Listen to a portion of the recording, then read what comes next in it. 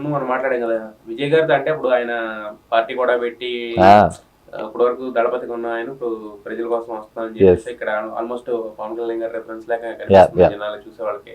So మీకే ఎలా అనిపిస్తుంది దగ్గరగా? అంటే ఆయన పవన్ కళ్యాణ్ అంటే మాకు ముందు నుంచి తెలుసు అనమాట, ఆయన కొంచెం దానాలు అని ఈ కైండ్ ఆఫ్ థింగ్స్ అని. బట్ విజయ్ గారు ఏంటంటే చేస్తారో తెలియగానే ఆయన ఏంటంటే ఒక లో ప్రొఫైల్ లో ఉంటాడు, ఆయన ఎక్కడ చూపించుకోడు కదా. సో మీకు దగ్గర నుంచి చూసారు కాబట్టి ఏం చెప్తారు విజయ్ గారి గురించి? నాకు తెలిసి ఇది ఒక ఎక్స్ట్రాడినరీ మూవ్ బ్రో అయింది. ఎవరికి ఆ గట్స్ రాదు, ఎందుకంటే సమ్వేర్ 200-250 crores శాలరీలో ఉన్న ఒక పర్సన్ ఇది చేయాల్సిన అవసరం లేదు. But I believe him a lot.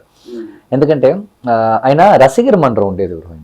ఆ రసిగర్ మండలంలో ఉన్న జనాలు కూడా ఏదో సినిమా రిలీజ్ అవుతే థియేటర్కి వెళ్ళేసి పాలు పోయటం, పూలు విసరటం అది కాదు వాళ్ళకి.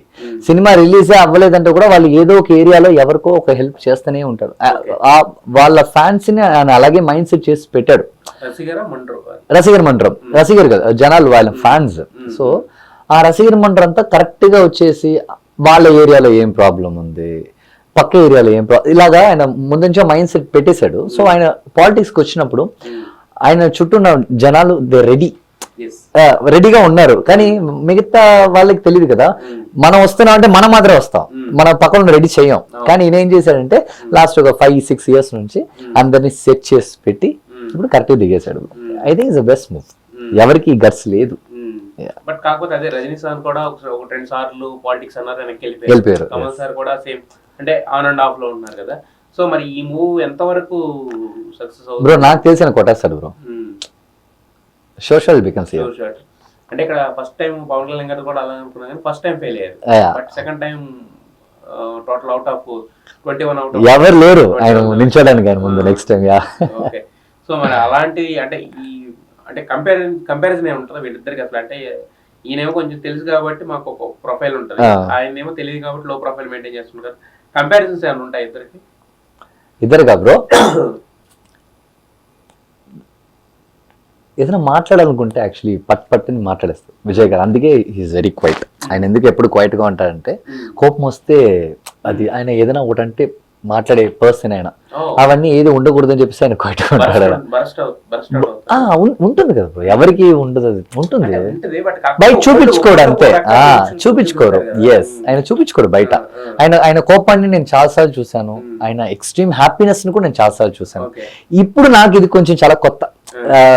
రీసెంట్ గా ఒక పెద్ద పార్టీ మీటింగ్ ఒకటి జరిగింది, ఆయన పార్టీ అనౌన్స్మెంట్ అప్పుడు చాలా మంది చెప్పారు ఏంటి పెద్ద ఈయన ఏంటి డైలాగులు అలా అనుకుంటున్నారా మీరు స్టేజ్ లో మాట్లాడటం, ఒకసారి మైక్ పెట్టుకుని మాట్లాడమని చెప్పు, ఏం మాట్లాడతారో చూద్దాం, అది ఇది అన్నారు. నాకు కూడా ఉండింది డౌట్, ఈయన మామూలుగానే ఏం మాట్లాడు బయట మైక్ పట్టుకుంటే ఏం మాట్లాడతా అనుకున్నాను. కానీ అది టోటల్ గా వేరు. There I saw real original Vijay.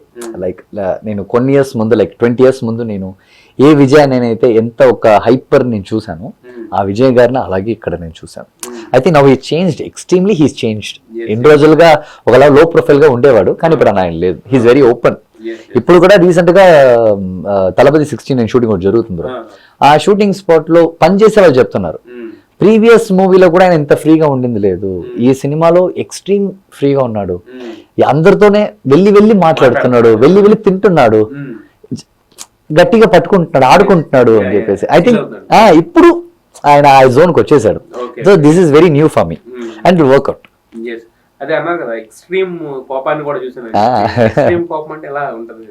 చూసాను అంతే. చెప్పలేదా బ్రో? సీరియస్ ఫేస్ బ్రో అది. అందరూ విజయ్ గారిని వచ్చేసి ఆయన పళ్ళు తెలిసే కాకుండా నవ్వడు, ఆయన అంటాడు అంతే. ఒక టాక్ అంటే ఎలా ఉంటుంది, వాట్ ఈస్ దిస్ అని అలాంటి కోపాలే.